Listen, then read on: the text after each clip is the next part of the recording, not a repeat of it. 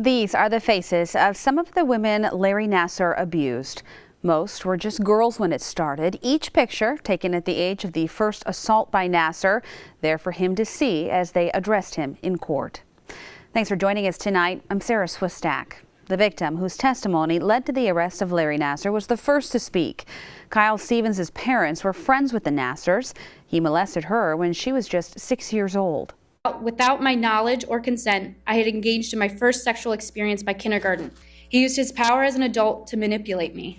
You used my body for 6 years for your own sexual gratification.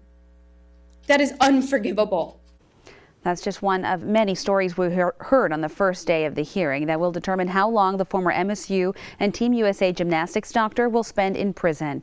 Nearly 30 survivors, some minors, some represented by their parents, got a chance to address the man many described as a master manipulator. Our Alani Latang spent the day in the courtroom and brings us this report. Woman after woman recap their abuse and the impact, which often includes nightmares, thoughts of suicide, physical health issues, and left relationships destroyed. It tore Kyle Stevens' family apart because her parents believed Nassar over her when she finally told them about the abuse 6 years after it started.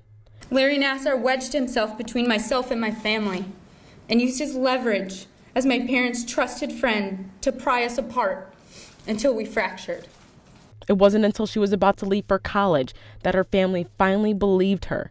But by then, her father, who had debilitating health issues, was so distraught with shame for defending Nassar that he took his own life.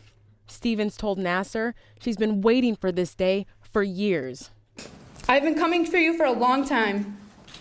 I've told counselors your name in hopes that they would report you. I have reported you to Child Protective Services twice. I gave a testament to get your medical license revoked. You were first arrested on my charges. And now, as the only non-medical victim to come forward, I testified to let the world know that you are a repulsive liar. Perhaps you have figured it out by now, but little girls don't stay little forever. They grow into strong women that return to destroy your world. And that was Alani Latang reporting. Stevens also had a few words for the judge, saying the law doesn't do enough to prevent predatory acts or punish predators. She said while there is no amount of time Nassar can be given to repair the damage he's done to her, Stevens urged the judge to give him a minimum of 40 years instead of the 25 years allowed under the plea agreement. After Stevens spoke, Judge Rosemarie Aquilina had a few words of her own, as she did with each victim who came forward after her.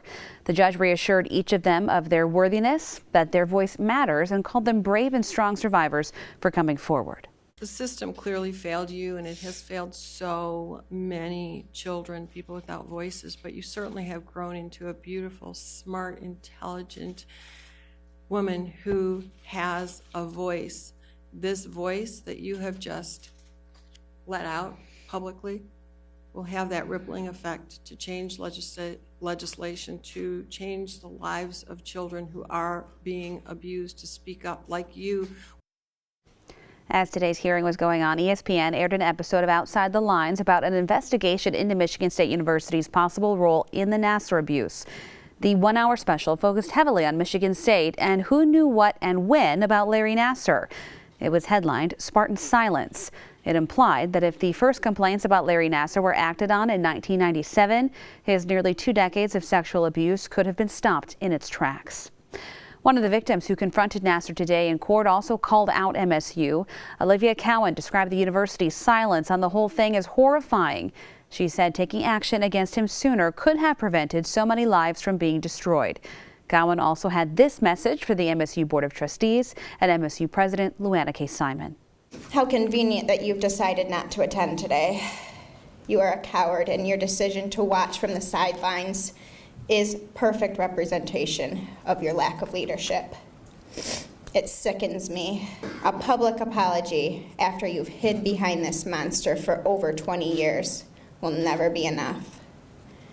Where were you when we needed you? Cowan also took aim at USA Gymnastics, saying it needs to be held accountable for its role in all of this as well. ESPN's Outside the Lines report also didn't shy away from saying the organization may have been involved in a major cover-up regarding Nassar. We will have much more on that report coming up tonight on the News at 10. Throughout today's hearing, we learned it wasn't just gymnasts abused by Nassar. Athletes from other sports like soccer, rowing, volleyball, and figure skating also sought treatment by Nassar, only to be sexually abused in the process. Some of the women who spoke today are also suing Nassar in civil court. We expected to hear from them after today's hearing, but that won't happen until Friday. We will be in court every day until the judge hands down her sentence, so stay tuned. And if you missed any of today's coverage, you can catch up online at fox47news.com.